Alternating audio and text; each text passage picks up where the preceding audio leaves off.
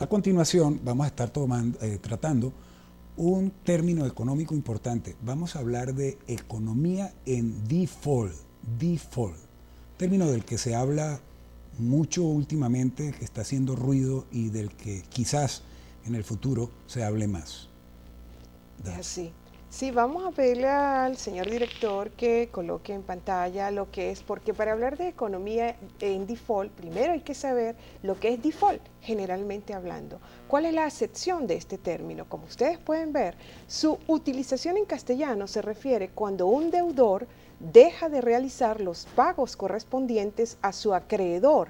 De esta manera, el deudor cae en la cesación de pagos o en situación de default. Eso es lo que es default generalmente hablando. Pero vamos a ver ahora, cuando una economía cae en default, ¿qué es lo que la caracteriza? Ustedes pueden apreciar que es cuando un país quiebra económicamente. Significa que éste entrará o podrá entrar en default o cesación de pagos. Ello implica que no puede pagar más sus obligaciones financieras ni deudas. Por lo tanto, default es igual a quiebra. Equivale a quiebra. Eso es así. O la quiebra lleva al default, como lo queramos ver. Y esas son situaciones pues delicadas para una economía de un país, cualquiera sea. Imagínense ustedes, si el país no está en capacidad de responder a sus deudas, se enfrenta a, digamos, a una dualidad de situaciones allí muy delicadas, porque entonces tiene que pensarse, si no hay el dinero suficiente, si no se genera la riqueza suficiente, si el Estado, si el gobierno no tiene los ingresos suficientes para poder acometer las obligaciones de pago internacionales que tiene, por las múltiples razones de las que se pueden originar, que en su conjunto configuran lo que llamamos deuda externa, que genera obligaciones de pago de capital, o sea, del monto de dinero que fue prestado, más los intereses, amén de la emisión de bonos, títulos y papeles a nombre del Estado que otorga un país mediante sus instituciones para captar capital.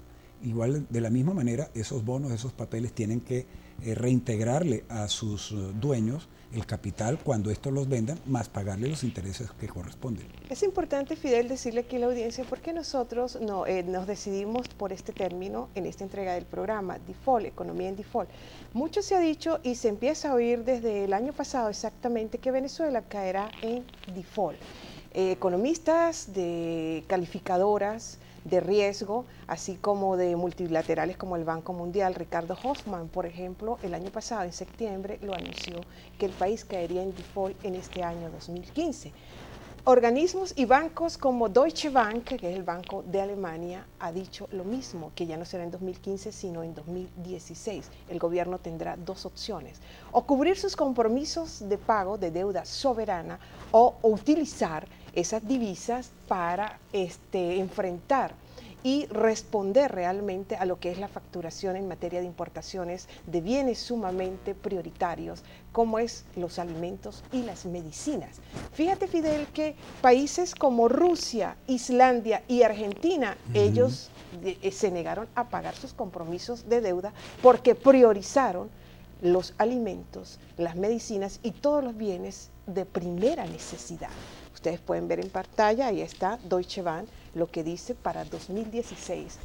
Sin embargo, aquí el gobierno venezolano, la intención y se ve, la voluntad es de, sobre todo su prioridad mayor, es cumplir con los compromisos de deuda soberana. Pero deuda soberana no es solamente la deuda externa, que está bordeando más de 47 mil millones de dólares, sino también hay que tomar en cuenta la deuda interna más la deuda que tiene PDVSA, que totaliza un poco más de 300 mil millones de dólares. Son montos muy altos. Ahora, esta situación puede evitarse, darse. Sí puede evitarse.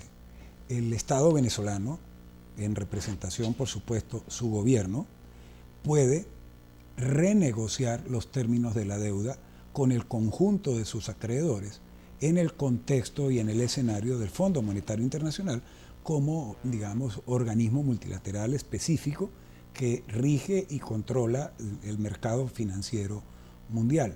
Si Venezuela renegocia la deuda, puede efectivamente extender los plazos suavizar las cuotas de pago. Probablemente podría en esa renegociación también, digamos, inducir una reducción de los intereses. En términos generales, estaría suavizando el impacto de la deuda en la economía, y eso podría efectivamente ser un importantísimo aporte para alejar en el horizonte la posibilidad de que nuestro país caiga en un default, en una capacidad de no pago que implique entonces la dualidad de problemas. Exactamente, pero realmente aquí no se le ve hasta el momento el gobierno, el Ejecutivo Nacional no ha dado un mínimo indicio de tener voluntad ni tener pensar en acudir a los organismos multilaterales como el Fondo Monetario Internacional para solicitar financiamiento. Ahí está y para el problema. Renegociar la deuda con más de 400 acreedores que tenemos en el exterior. Exactamente. Por lo tanto, ustedes, como pueden ver, ya una economía en default es cuando no tiene capacidad de cumplir sus compromisos de pagos de deuda. Y realmente el default no es solamente para un país, para la economía nacional, Fidel, también puede ser para una familia, puede ser para una persona natural. Cuando se quiebra un país, sucede lo mismo que cuando se quiebra una familia o una empresa. El dinero se agota y hay que definir prioridades, decidir o se come o se pagan deudas. ¿Qué irá a hacer nuestro gobierno? Una buena Ahí interrogante. les dejamos esa pregunta. ¿Qué opinan ustedes? Pueden comunicarse a través de las redes sociales de Un Mundo de Economía. Vamos a una segunda pausa y ya regresaremos con más de estos contenidos económicos no muy alentadores, pero nuestra misión, nuestro propósito y compromiso es informarles a ustedes y generar opinión.